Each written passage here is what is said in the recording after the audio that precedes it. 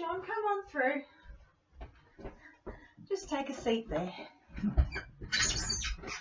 Right. So now before we get started into things, I just want to make sure that I've got all your details correct. Okay. So we're 82 years old. I am Well, at the moment, yes. Yes. Exactly. And we're living at 32 Hill Street, South Hobart. And if I need to get hold of you, your phone number is 6231 7282. That sounds correct to me. Awesome. Fantastic. Now, when we spoke on the phone, you said that you're having some issues with your blood pressure and some other stresses that were going on for you. So what's happening? My blood pressure is a little bit high. Okay. Yeah. And has the doctor been to see a GP? Has they got you on anything for that? Yes, I am on something now. It's helping a little bit. Okay. Because I'm not getting palpitations anymore. Fantastic. That's what we like. And how long have you been on those for? Oh, probably about a year now. About a year. Coolio. So that's good. And that's helping. So that's what we definitely like to have happen. So, so no more palpitations. That's good. So we want to make sure everything we do is okay to keep taking with those. So. And what else is happening? You were saying that you had some stresses. What's going on there? I'm feeling a little bit stressed out, and I'm also forgetting things quite a lot. Okay. It's making it a bit difficult for me, you know, with my everyday life. It would be. It would be. Okay, so tell me a bit more. What's it been feeling like for you? Oh, well, I'm not really getting enough sleep. Okay. Actually. And I'm just sort of, I don't know, can't work things out. Not good. So if I was to ask you on a scale of 1 to 10 of what your stress levels were like, or what your energy levels were like, we'll start there. What do you think they are? Don't have a lot of that either at the moment. Okay. So what would you say out of 1 to 10? What would your energy levels? Oh, I think probably about 2 out of 10. Okay. And what about your stress levels? That's hard to say. I reckon it might be up to 8 out of 10. That's not good. We don't want that to keep happening. It's not good with the blood pressure as well, because that'll have an effect on it all the way along. Yeah. Okay, so we want to work on that. And when you say you're not getting enough sleep, how much sleep would you be getting? Well, I wake up a lot. Okay. I think I'm probably only getting about 5 hours sleep a night, really. Oh, that's not good. I'm pretty tired. I'm not surprised. Not surprised at all. So we want to work on all of that. And would you find you waking up a lot through the night as well? Or? Yeah, waking up a lot. Yeah. Okay, so there's a few ways which we want to look at things. What we want to do is, okay, you definitely, what's your diet like? What's going on there? Oh, I think I've probably got, you know, the average diet for, you know, an Australian bloke. Uh-huh. Yeah. Yeah, so what does the average diet look like to you? I eat a few meat pies. Okay. Yeah. I do like a bit of white bread. Okay. And what else? What about alcohol? Well, I'm having probably 4 beers every night. Ooh, that's probably a bit much. Okay. Those all won't be helping your blood pressure. Right, okay. So, and do you get to do any exercise? Oh, well, really not much these days. Since the dog died, yeah. You know, I'm not really doing much. Okay. Maybe you can find someone who's got a dog you can borrow. So, not much there either. Okay. So, there's a few things, just quickly, which won't be helping your blood pressure, which will mean you have to keep taking that at higher doses, so we want to keep that to the least amount of dosage you need, so that you're having enough but you're not having too much. Not that we're going to change that at all. That's something your doctor has full control over. But it won't be helping your stress levels, it won't be helping you sleep, and all of those things will actually have an impact on your mental health as well. So in your memory and even your actual anxiety and stress levels. Now, one thing that jumps out at me in a very big way there is the amount of salt which you're having. Not that even, and I'm not just talking about the salt which you add to the meat pie or whatever, or your potato and everything on top, but it's things like meat pies, bread, white bread, any of your pre-packaged frozen meals and those sort of things. They're all very, very high in hidden salt. And even your low-fat foods, the quote-unquote low-fat foods, how they make it taste better is put lots of salt and sugar in. Right. So one thing which I really want to have a look at and discuss with you, and please at any time if you feel like, hang on, I'm not quite getting what you're saying, I want you to interrupt me and say, hang on, what does that mean? Because I want you to make sure that you're getting it, because we're working for you. Well, let's start with, how easy do you find making your own meals and things at home? Well, I can do fairly basic things. You know, I can fry up a steak and a bit of chicken. Okay, well, that's a good start. There's nothing wrong with those. What I want you to do is add more vegetables. So how do you go with your salads? Well, I suppose I can chop a tomato up. Okay. Yeah. What we want to get more into your diet are the leafy green vegetables. And also what we call your antioxidant fruit and vegetables, which basically, if you go for all the colourful ones, they're the ones high and rich in antioxidants. Carrots, beetroot, capsicum, all of those really bright coloured vegetables, and fruits too. So we're lucky we live in a beautiful climate where we have amazing berries. So get into those and freeze them for the winter time as well. And bananas are actually very, very high in potassium too, and that helps to balance out the salt in the body. So get into the bananas too. So banana smoothies, easy. So what I've done here is I've got a little diet sheet to give you an idea of what to include more of in your diet. And really, I want to start simple. So even if we can just get you having an extra salad a day. So you can still have your steak, you can still have your chicken, but I'd like you to have some salad with it. And the premixes from the supermarket are fine. There's nothing wrong with those. You don't have to go and buy all the different fancy things. Want to make it really easy for you to do. The other thing I'm wondering is, would it help if you got a little bit of extra help at home to get some of that meal preparation and get some frozen meals prepared for you in the freezer? So that's probably a good idea, actually. Someone else, my daughter, mentioned a bit about that. Yeah, that might be a good idea to look at, because I'm sure they're getting worried about you. Do you live alone? Yes, I do. Yes. So I'm sure they'd wouldn't mind if somebody was just there checking on you, making sure you're okay. So maybe, and that, I don't know if they're talking about it, but if you can get a bit of extra help at home, it might help you to keep your independence a bit longer. You know, because I know how important that is. So what I've got here, with these things which I've put here for a suggestion for meals, how do those sound as things you'd like to eat? Oh, sounds delicious. Yeah.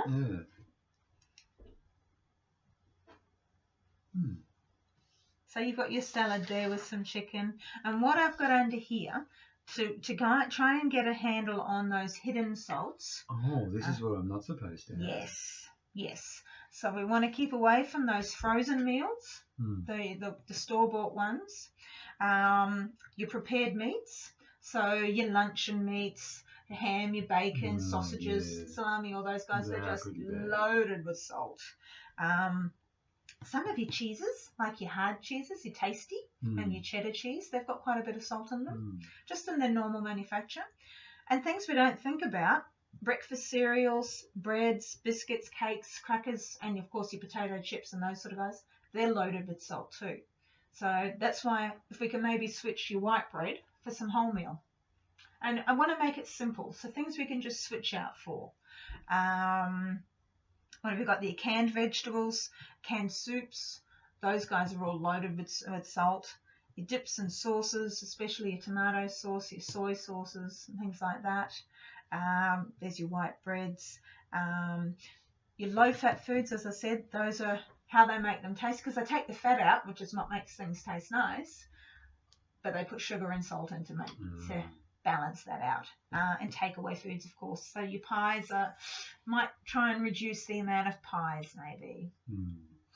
Maybe get some help make some nice lasagnas and put them in the freezer for you. So they're nice and simple. So, but how to make it easy for what to change those two? Lots and lots of fresh fruit and vegetables. So that's what I was going on here. But as I said, start with just your salads and just bringing in a few different things. Healthy oils like your olive oil is actually really good for heart health, as are your nuts, your unsalted, unroasted raw nuts. Still got your different proteins to get all those from, your milk, your cottage cheese, ricotta cheese. Those are all fine to have. Mozzarella. Oh, it says avoid coffee. Ah, yes. So you're saying avoid coffee. How much are we having? Oh, probably about 4 cups a day. Okay, we need to bring that down. Mm-hmm. We really need to bring that down. If you think about it, coffee gives you energy. So what's it doing? It's making the system work faster. And that's not a good idea with blood pressure. So we really will swap that out for some herbal teas. Just water. Really. Oh, I'm not sure about water. Water's it's so important. You think about it, our bodies are made up of 70% water. And if you're not drinking it, you're not replenishing the cells, you're not getting rid of wastes. Water's really important. Try spring water. It tastes a bit better than tap water. Okay. And it doesn't cost that much at the supermarket. No. Okay, And that's just a good idea. swap that out. But even, juices have quite a bit of sugar in them. Have a lot of sugar in them. But herbal teas, there's some nice herbal teas you can try. And you can use honey to sweeten them up a bit. So yeah, I've gone through all of those on there. With your exercise, exercise works on so many levels. It actually not only is good to get energy and get you breathing some fresh air and moving about a bit, but it actually helps to reduce the stress levels at the same time. So I really would like to work up to getting a good 30 minutes a day. So, and as I said, that's as simple as going for a walk around the block. But if we wanted to get a little bit more social interaction in there, because one of the things with brain function, they used to think, oh, look, you're born with so many grey cells, and if you get knocked about the head or you drink too much when you're young, that's it, you've blown them. Nowadays, there's so much research being done, and they're finding what's called neuroplasticity. And what that means is that the neurons and the actual nerve cells and everything in the brain are stretching and growing, and like plastic, they're moving and changing and growing all the time, but only if we use them. So that's where getting some social interaction. So getting out there and being with people and having a laugh, having some fun. So what sort of things do you like to do when you can get out with people? Oh, I like to play card games. Yeah? So do you do that currently now, or are you getting out and about? Sometimes, yeah. Sometimes. So is there like a weekly group which you can get to, or every a couple of days a week, or things at the men's shed? Or I'll have to think about that. It's a good idea but to I think use. it's actually a good idea. You're just reminding me now. Yeah. It just gives you a chance to get out and have a laugh and talk rubbish with some people and just have a bit of fun. Or even some of the service organisations. So much good work being done with those. And one of the best ways they've proven, when you've got stressful stuff going on, to get out and help other people, it gives you some perspective. And it really does help on so many levels. Or just getting out and joining a golf club and swimming or anything like that, where you can get out and just get out of the house and get a bit of exercise at the same time. So do you have any questions with all of that? Does that make sense for you?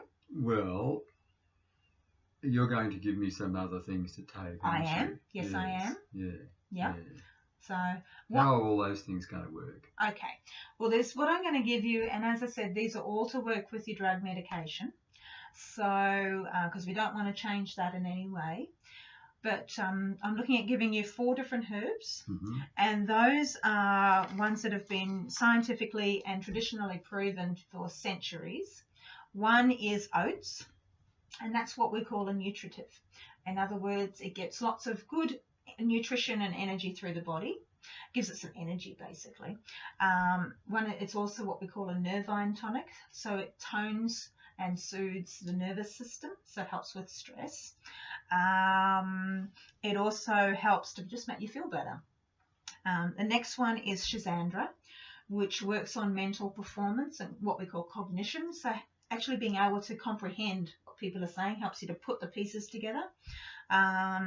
It also helps with stamina. It even helps with palpitations, so it helps to strengthen those blood vessel walls.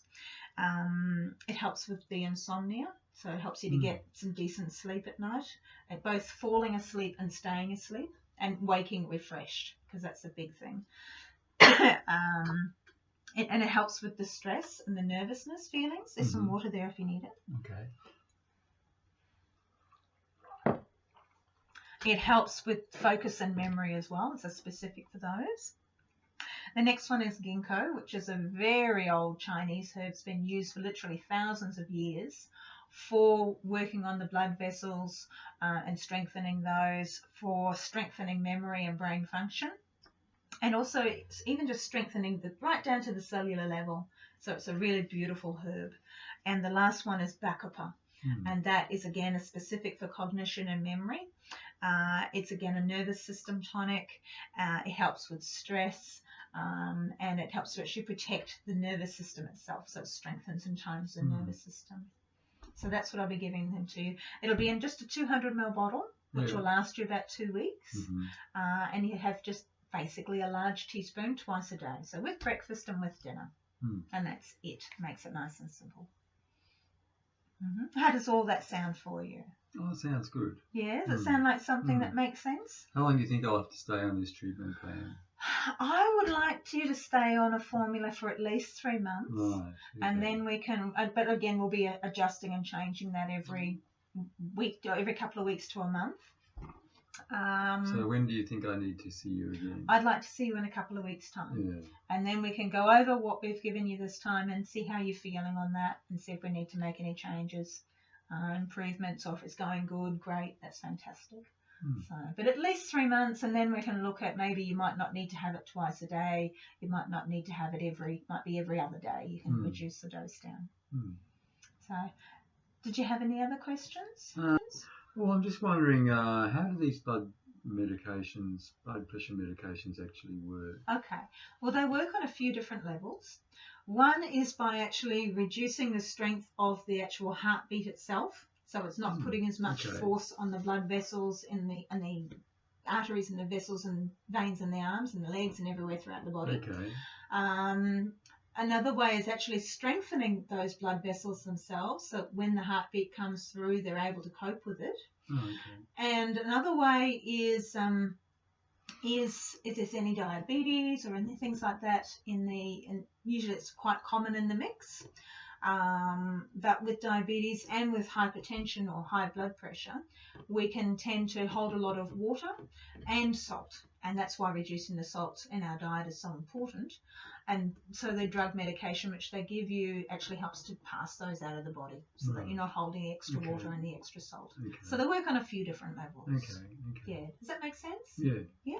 So, did you have any other questions? So I'm a bit concerned about my blood pressure. So it's not going to affect my blood pressure? No, it definitely won't. But while you're concerned about it, well, just check how you're going with that now. So I'll just get you to roll up your sleeve there. You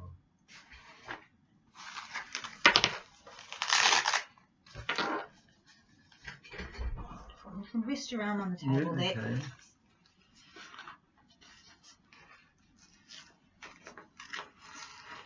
Wonderful. So just get yourself nice and comfy on there.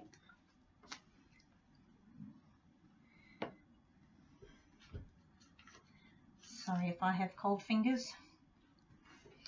Okay.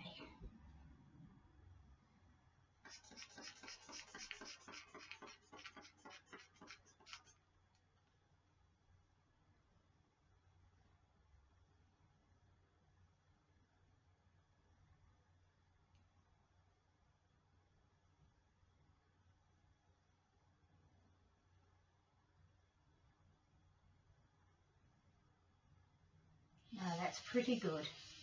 I reckon you're about 110/70 there, which is very good indeed. So,